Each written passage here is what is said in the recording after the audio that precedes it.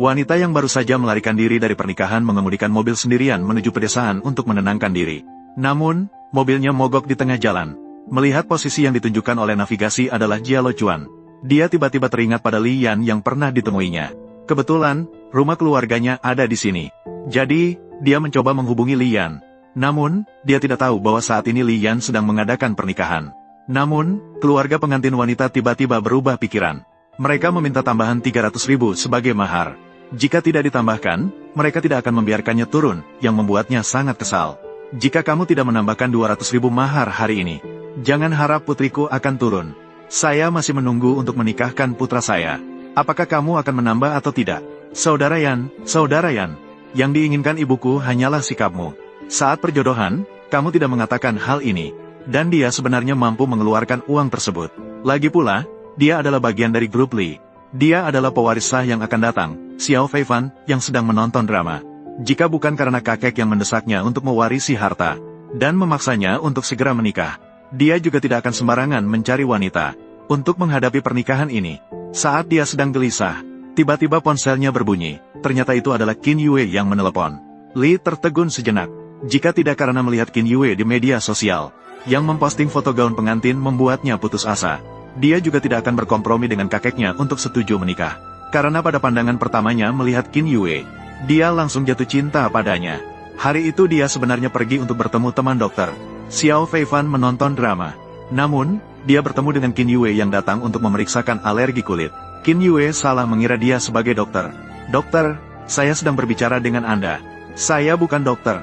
Dia yang biasanya dingin tiba-tiba merasakan getaran di hatinya. Jadi dia memanfaatkan identitas sebagai teman dokter untuk menanyakan nama Qin Yue. Siapa namamu? Qin Yue memberikan tangannya padaku dan berpura-pura membantunya berobat. Namun, teman dokternya segera muncul. Qin Yue yang tersadar salah mengira dia sebagai penjahat. Setelah menamparnya, dia berbalik dan pergi. Dia mengira tidak akan ada lagi pertemuan di antara mereka. Namun, saat Qin Yue mengambil obat, ponselnya tiba-tiba mati kehabisan baterai. Li Yan memanfaatkan kesempatan ini. Dia segera melangkah maju untuk membayarkan biaya obatnya.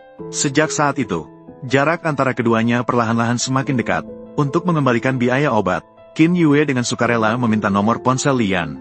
Li Yan juga berharap hubungan mereka bisa terus berkembang. Namun, kenyataannya tidak sesuai harapan. Tak lama kemudian, dia mengetahui Qin Yue akan menikah dengan pacarnya yang telah 3 tahun berpacaran. Dengan penuh kekecewaan, dia mengira tidak akan ada kesempatan lagi. Untuk menghindari tekanan dari kakeknya yang memaksanya mewarisi perusahaan, dia akhirnya setuju kepada kakeknya untuk mencari seorang wanita untuk menikah. Yang tidak pernah dia duga. Drama luar biasa. Tidak mengejar. Pada hari dia menikah, Qin Yue tiba-tiba menelepon.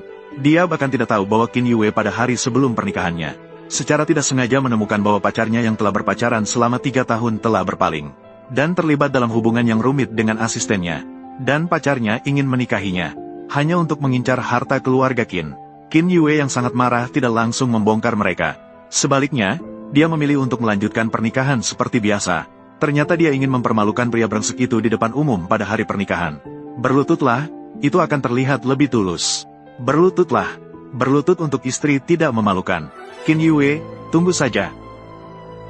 Sampai melihat pria brengsek itu berlutut, hati wanita itu baru merasa sedikit lega.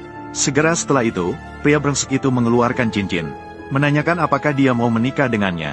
Namun dia langsung mengucapkan, "Saya tidak mau." Melihat mangsanya di depan kehilangan kendali, pria brengsek itu langsung marah karena malu. Namun dia belum tahu bahwa wanita itu sudah mengetahuinya tentang urusannya dengan asistennya. Maka Qin Yue segera mengungkapkan alasannya kepada publik. Para tamu di bawah panggung langsung terkejut setelah mendengar pria brengsek itu masih ingin membela diri, tetapi Qin Yue sama sekali tidak mau mendengarnya berbicara lagi. Yang lebih membuat Qin Yue merasa kecewa adalah ayahnya melihat putrinya mengalami begitu banyak ketidakadilan.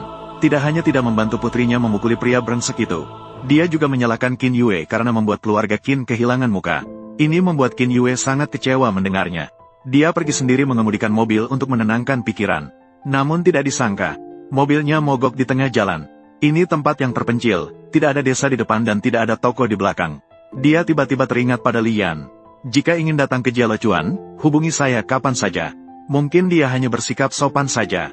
Cepatlah lupakan aku. Tanpa disadari, Li Yan sangat merindukannya. Saat gadis itu menelepon, hati Li Yan yang telah lama tertidur kembali berdetak dengan liar. Kau masih ingat padaku ya? Ingat, seperti ini. Aku ingat rumah asalmu di Jialochuan. Xiao Feifan mengejar. Aku.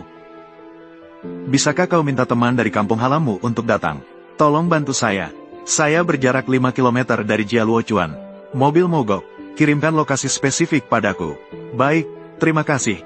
Setelah menutup telepon dengan orang yang dicintainya, keributan pernikahan yang tidak menyenangkan membuatnya merasa lega seketika. Dan keluarga pengantin wanita tidak melihat mahar. Mereka harus membawa pengantin wanita kembali. Mereka masih berpikir bahwa dengan cara ini mereka bisa mengendalikan Lian. Namun, mereka tidak tahu bahwa mereka telah kehilangan ini selamanya. Menantu kaya yang menyembunyikan identitas. Lian tidak sabar untuk bertemu Qin Yue. Pada saat dia turun dari mobil, Qin Yue juga sangat bersemangat. Dia tidak menyangka Lian ada di sini juga. Dia juga menemukan bahwa Lian yang pernah ingin memanfaatkan dirinya, saat ini terlihat sangat tampan. Anak buah yang ikut untuk pertama kalinya melihat Lian si bos. Begitu bahagia. Mereka bisa melihat bahwa wanita di depan mereka adalah yang paling dicintai bos. Ayo datang dan bantu dorong dari belakang. Bukan kamu yang dipanggil. Naik ke kursi penumpang depan. Qin Yue tiba-tiba menyadari bahwa Lian tidak hanya perhatian, tetapi juga sangat memiliki daya tarik pria. Setelah mobil mulai berjalan, Li baru tahu bahwa Qin Yue telah putus dengan pacarnya. Dia ingin pergi berlibur sendiri ke Ruijiang dengan mobil. Xiao Fei menonton drama. Ini membuatnya sangat terkejut. Bukankah kamu akan menikah? Bagaimana kamu tahu? Oh, saya secara tidak sengaja melihat di media sosialmu. Melihat langit semakin gelap, Li dengan sukarela menawarkan agar Qin Yue tinggal di rumahnya semalam. Berangkat lagi saat pagi tiba. Setelah Qin Yue tiba baru dia tahu, hari ini adalah pernikahan Lian. Namun, karena pengantin wanita yang mengacau, pernikahan dibatalkan. Khawatir Qin Yue akan kelaparan, Lian segera memanaskan makanan. Kebetulan saat itu, kakek menelepon, menanyakan tentang pernikahan. Apa yang sedang terjadi? Bukankah kau bilang menantumu sudah ada kabar? Dia mengalami masalah mendadak. Apa kau tidak sedang menipuku kali ini? Tidak. Kali ini seharusnya tidak salah. Kali ini, Lian diam-diam bertekad dalam hatinya. Apapun yang terjadi, dia tidak akan membiarkan Qin Yue menikah dengan orang lain. Qin Yue mengira Lian akan merasa sedih karena pernikahan dibatalkan, dan merasa terpuruk. Maka dia mengusulkan agar mereka berdua minum. Namun, dia tidak tahu bahwa Lian sangat senang saat itu. Begitu, mereka berdua tanpa sadar minum banyak. Dari luar rumah hingga ke dalam rumah, pembicaraan mereka pun mulai mengalir. Masih ada orang seperti saya yang memaksa diri untuk melakukan sesuatu. Akhirnya tertipu oleh orang lain. Kamu bisa ditipu. Itu menunjukkan ada sesuatu yang membuat orang memperhatikanmu. Tidak terlalu buruk. Hahaha, ada benarnya. Tidak benar. Xiao Feifan menonton drama. Apa yang membuatku layak diingat orang? Xiao Feifan menonton drama. Xiao Beimen, kamu melihatku. Apa yang membuatku layak diingat orang? Qin Yue sama sekali tidak menyadari betapa berbahayanya usulnya ini. Betapa berbahayanya. Pria di depannya ini sudah lama menginginkannya. Tatapan Lian tanpa sadar jatuh pada bibir Qin Yue. Ada sesuatu di sudut bibir. Tolong hapuskan saya. Qin Yue sudah selesai. Lian langsung seperti serigala lapar. Setelah Qin Yue menyadari ada yang tidak beres, secara naluriah, dia menamparkan Lian. Namun keduanya dibawa pengaruh alkohol. Hormon di udara membuat keduanya tidak bisa menahan diri lagi. Lian akhirnya mendekati wanita yang selalu dia impikan. Namun saat Qin Yue bangun keesokan harinya, dia baru menyadari bahwa semalam dia agak terburu-buru. Lagi pula ini adalah pertemuan kedua dia dengan Lian. Dia mengira semua ini disebabkan karena dia terlalu aktif. Namun dia tidak tahu bahwa Lian sudah jatuh cinta padanya sejak lama. Untuk menghindari membuat Lian merasa canggung, dia bangun dan dengan sukarela mengakui bahwa itu adalah kesalahannya. Dia tidak memberi Lian kesempatan untuk mengungkapkan perasaannya. Dia membiarkan Lian menunggu di luar. Lian merasa sangat cemas di dalam hatinya. Dia sangat khawatir Qin Yue tidak akan menerima cintanya. Ketika Qin Yue akhirnya keluar setelah berganti pakaian, dia sekali lagi ingin kembali. Aku sudah menyiapkan sarapan. Terkejut. Terima kasih. Setelah makan, aku akan pergi. Qin Yue, bagaimana kalau kita? Melihat ekspresinya, sepertinya dia tidak ingin memiliki hubungan apapun denganku. Pada saat ini, Lian tiba-tiba merasa, dia khawatir bahwa inisiatifnya akan menakut-nakuti Qin Yue yang luar biasa ini. Namun, dia tidak tahu bahwa jika dia kembali sekarang, Qin Yue pasti akan tinggal. Saat Qin Yue baru saja turun, pengantin wanita Lian kemarin malah datang menghampiri. Melihat Qin Yue muncul di rumah Lian, dia sangat marah. Kenapa kamu ada di rumah kami? Keluarga kalian, inilah pengantin yang akan dinikahi Lian. Pelacur, kamu pikir aku tidak akan membunuhmu? Dalam situasi kritis, Lian muncul tepat waktu. Saat ini, dia tidak ingin melihat wanita di depannya sama sekali. Bagaimanapun, mereka terus-menerus menambah mahar tanpa henti. Apalagi, Lian tidak pernah mencintainya. Wanita itu bahkan berpikir bahwa Lian marah karena dia meminta mahar lebih. Namun, dia tidak tahu bahwa Lian malah senang. Syukurlah dia tidak menikahinya. Sekarang bahkan lebih tidak mungkin. Wanita itu baru saja ingin mendekat, tetapi Lian secara naluriah menghindar. Saat ini, tubuh dan jiwanya sudah memiliki pemilik wanita. Saya tidak akan memprovokasi orang lain. Untuk menghadapi wanita yang sulit ini, Lian mencium Qin Yue di depan umum untuk menunjukkan posisinya. Tunangan yang merasa dirugikan, segera mengambil payung bunga di sampingnya, akan memberi Qin Yue sedikit pelajaran. Lian sekali lagi melindungi Qin Yue, dan sekali lagi menegaskan bahwa perjanjian pernikahan sudah batal. Ini dianggap sebagai pengembalian dariku. Jika melukainya, saya tidak akan membiarkannya begitu saja. Kemudian gadis yang sedih itu pulang sambil menangis, menyatakan bahwa hal ini tidak akan dibiarkan begitu saja. Setelah wanita itu pergi, Qin Yue berpikir dalam hati, segera meninggalkan tempat yang penuh masalah ini. Lian yang melihat pikirannya menjelaskan kepadanya, saya dan Kujina sudah tidak ada hubungan lagi. Kamu tidak perlu menjelaskan padaku. Xiao Feifan sedang menonton drama. Saya yang membuatmu salah paham. Xiao Feifan sedang menonton drama. Kita semua adalah orang dewasa. Tentang kejadian semalam, ya, aku tidak akan membuatmu bertanggung jawab. Dan saya baru saja membantu Anda. Kita sekarang dalam keadaan ini. Kita tidak berhutang satu sama lain. Apakah kamu akan pergi ke rumah Rui nanti? Suruh aku pergi, ya. Kenapa tidak bisa aku tinggal bersamamu?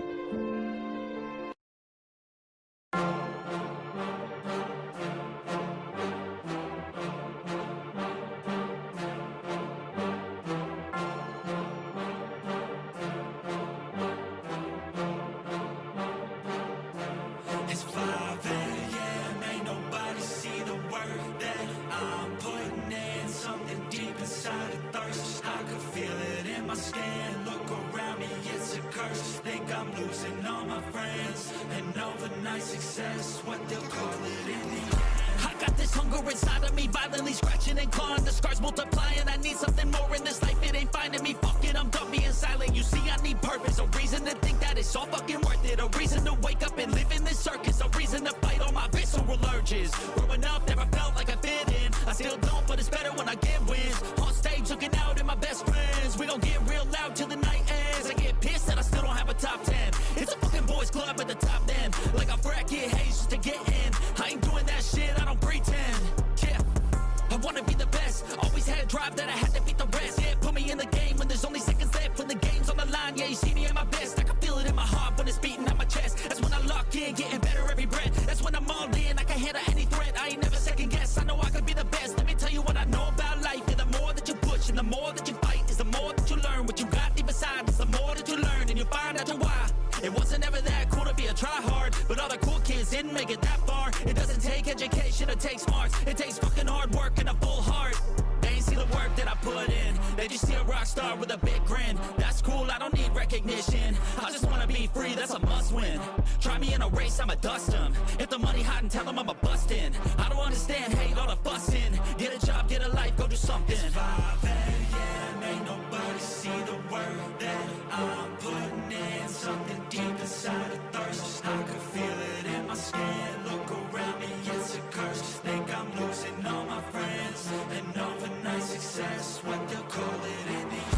I got this anger inside of my veins, pumping adrenaline when I feel pain. I don't know why I was born with this. I feel so torn and shit, I can't ignore it, yeah.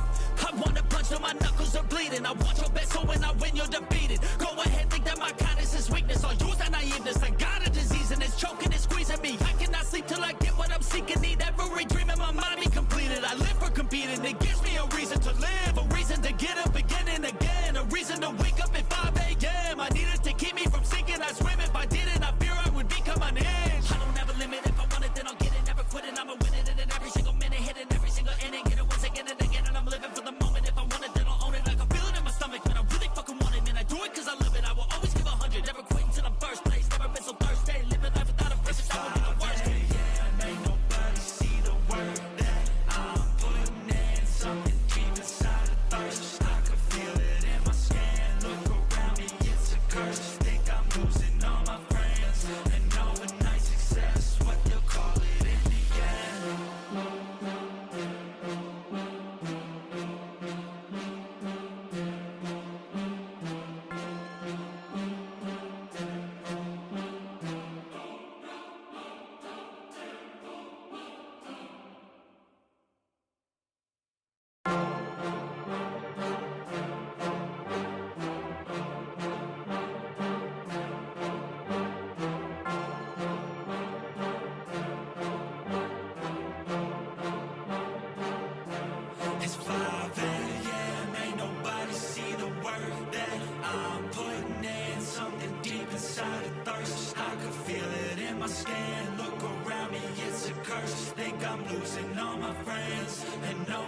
success, what they'll call it in the end.